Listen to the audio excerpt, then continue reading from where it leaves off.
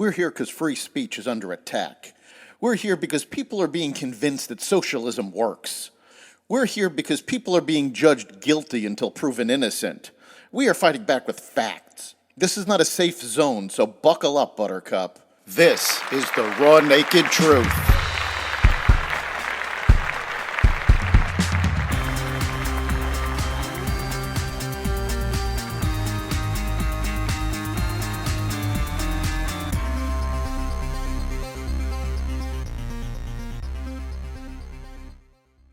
A new vice presidential candidate, another Biden gaffe, Fetterman stands up to the Democrats, and more. Welcome to the Raw Naked Truth. I'm your host, Eric Lupkin, and here's the news you need to know.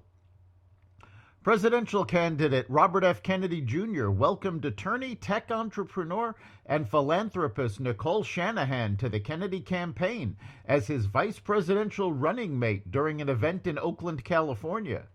Raised on welfare in a single-parent household in Oakland, the daughter of Chinese immigrants, Shanahan went from a successful career as a patent attorney and entrepreneur to marrying into Uber wealth after meeting Google co-founder Sergey Brin at a yoga festival. The two divorced in 2022.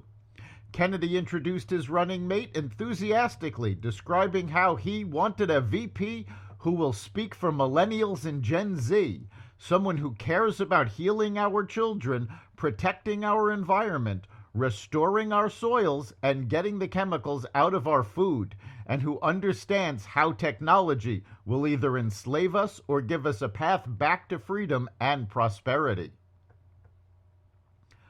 A safety investigation into the Francis Scott Key Bridge collapse in Baltimore will include whether contaminated fuel was a factor in a cargo ship losing power and crashing into the bridge.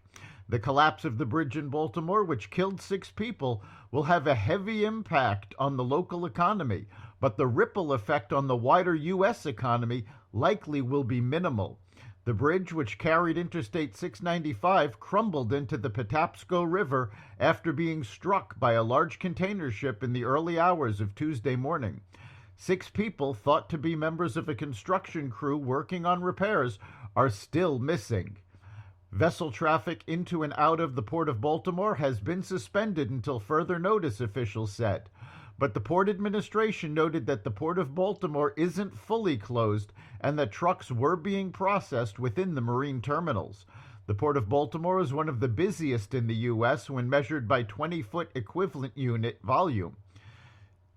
That volume was up by 4.9% last year, making Baltimore the only major U.S. port to see activity gains from the highs recorded nationwide in 2022, according to the latest ports report from Savills. The port is ranked as number 17 in volume by total tonnage, according to the latest available data from the Bureau of Transportation Statistics. And the port's shipping operations lean heavily towards autos, farm equipment, and imported gypsum. Meanwhile, President Biden showcased his fragility with yet another gaffe. During a press conference Tuesday about the bridge collapse, Biden told reporters that he has been over the Francis Scott Key Bridge by train. At about 1:30, a container ship struck the Francis Scott Key Bridge, which I've been over many, many times commuting from the state of Delaware, either on a train or by car, the president said. The iconic bridge has never had any railway lines and has been exclusively used as a roadway since it was built in the early 1970s. According to the Maryland Transportation Authority, the Francis Scott Key Bridge opened in March 1977 as the final link to Interstate 695. Senator John Fetterman, the Democrat from Pennsylvania, lashed out at Vice President Kamala Harris for suggesting that the U.S. could impose consequences on Israel if the country moves forward with an invasion of Rafah. Fetterman made the statement on X in reaction to an interview Harris gave with ABC News on Sunday. She stated that it would be a huge mistake for Israel to carry out an offensive without U.S. approval. Hard disagree, Fetterman wrote in response.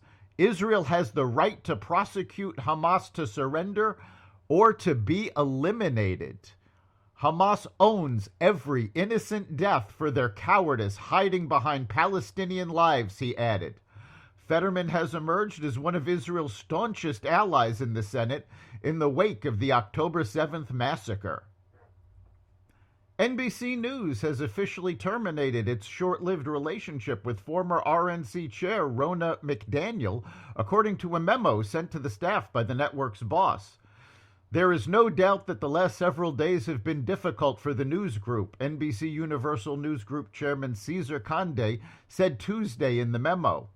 After listening to the legitimate concerns of many of you, I have decided that Ronna McDaniel will not be an NBC News contributor. A network insider stated there was virtually no way out of this situation but to reverse the decision. They added that while MSNBC figures led the protest, it had the support of a lot of NBC staffers who thought McDaniel was unacceptable to the highly partisan network. McDonald's and Krispy Kreme are teaming up for a national expansion.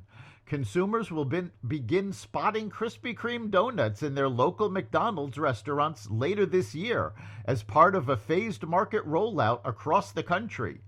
Nationwide availability at participating restaurants is expected by the end of 2026. 3 of Krispy Kreme's most popular donuts, the original glazed, chocolate iced with sprinkles, and chocolate iced cream filled, will be delivered fresh to McDonald's restaurants every day. They'll be available individually or in boxes of 6, starting at breakfast and lasting throughout the day for as long as that day's supplies last. That's the Raw Naked Truth. You can catch every episode of The Raw Naked Truth at xvadio.com, the Apple Podcasts app, Google Podcasts, Spotify, iHeartRadio, Audible, Amazon Music, and other platforms that respect freedom of speech. We'll see you next time.